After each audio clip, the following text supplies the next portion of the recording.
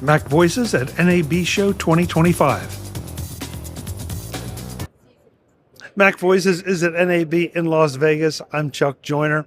Folks, we're going to wrap up our conversations from NAB Show by talking to Terry and Caroline again about their impressions of the show, because it's been a little bit of a different show, I feel like. And so, Terry, I know you usually have strong feelings about just about everything editing related. So what are you taking away from this year's NAB show? Well, what I see, of course, it's all about AI.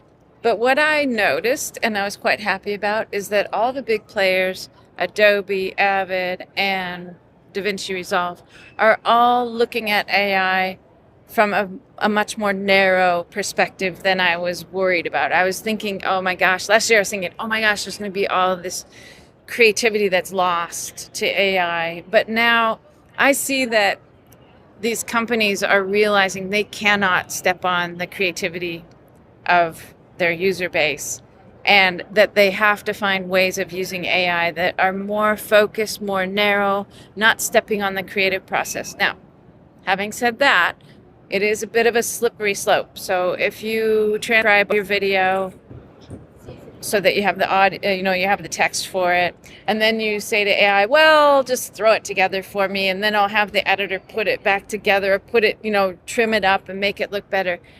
It is a slippery slope. Imagine you're a young editor just starting off and AI says, do it this way. Are you really going to have the confidence with your own creativity to say, no, like that's not the right way? I'm just afraid that people might start using AI in a way that is creative, even though the big companies are all prescribing it as a much more narrow thing. Okay, so I hear you're not quite as distressed. You're still concerned. You're just not distressed. Yeah. I mean, I suppose, we'll see what happens. We don't know where AI is leading. Nobody knows where AI is leading. Everybody's making a bet here that you cannot step on creativity and still be popular. I mean, that's always been our bet at Luma Fusion. We're not going to step on creativity. But I see the bigger companies saying that now as well. Everything says story, story, story. On every booth, you'll see something about a story. And they're realizing, even though there's AI, that's where the important thing is. It's in the story. And I'm glad to see that. I just think it's perhaps a slippery slope anyway.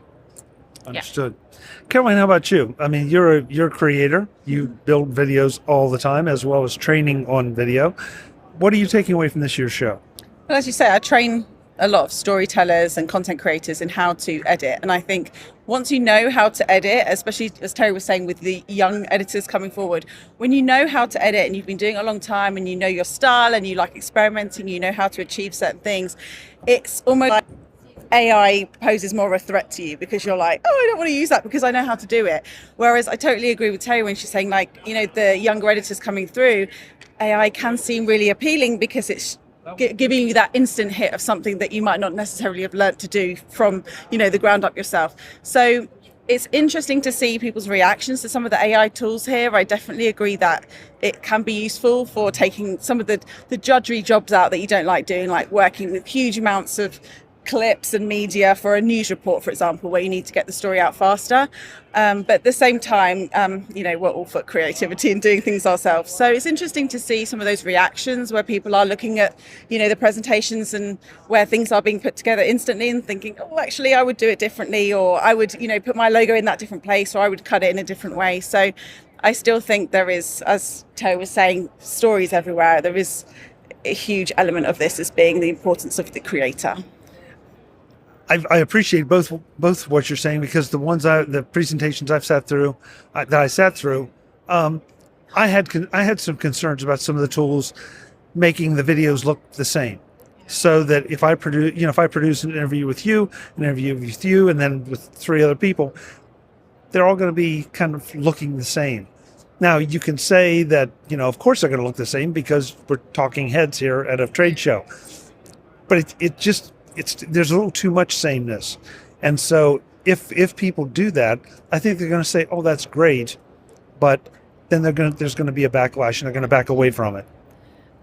And a great example of that is if you've watched Severance. I think it was the last episode of Severance. And they have a shot of the two people running down the white hallway. And AI would have totally put that in the middle of the screen. But what the editor did is put it way up, very small in the upper left, because that created this huge tension, and the rest of the screen was white, like the unknown.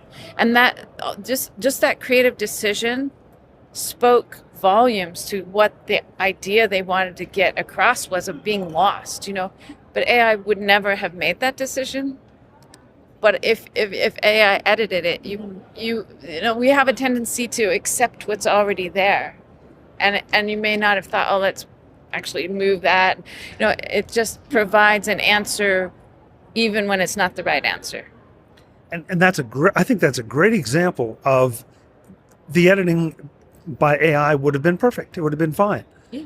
But it would not have been creative. Yeah. And that's... We don't just not want our content to not look like everybody else's. We also want each story we tell to look different, or each, you know, we have, as a creator, we're not just a one mold for ourselves. We also want to push the boundaries and try new techniques and, you know, bring out different emotions in our content with our editorial choices. And that's something that AI can't do. So that's why it's so important that we keep that inner creativity for ourselves. If you two have anything to say about it, it's going to be there. Whether the rest of us like it or not, you're going to make us be creative.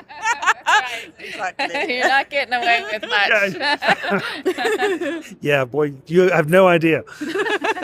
Ladies, thank you. It's been a blast spending time with you this year. I hope we get to do it again next year, but in between, I'm sure we'll be talking. Yes, Absolutely. I'm sure we will. I appreciate all the time you spent with us this time. It was a pleasure. It was my pleasure. Thanks, Chuck. Safe trip home. You too. Thank you. Because she has farther to go than the rest of us. Yeah. Folks, that's it from NAB Show in Las Vegas. I'm Chuck Joyner. This is MacVoices. We'll be back with more soon. Thanks for watching. Visit MacVoices.com for show notes and to connect with Chuck on social media. Get involved in our Facebook group or like our Facebook page, and get more out of your Apple tech with MacVoices Magazine, free on Flipboard and on the web. And if you find value in it all, consider supporting us through either our Patreon campaign at patreon.com/MacVoices or by making a one-time donation via the PayPal link on our front page and in the show notes of each episode. You will join these fine people who help bring you MacVoices.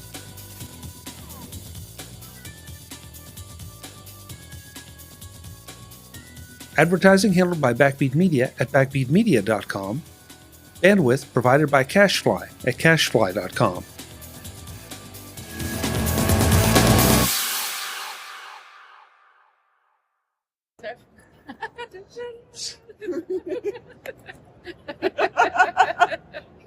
You can't take us anywhere.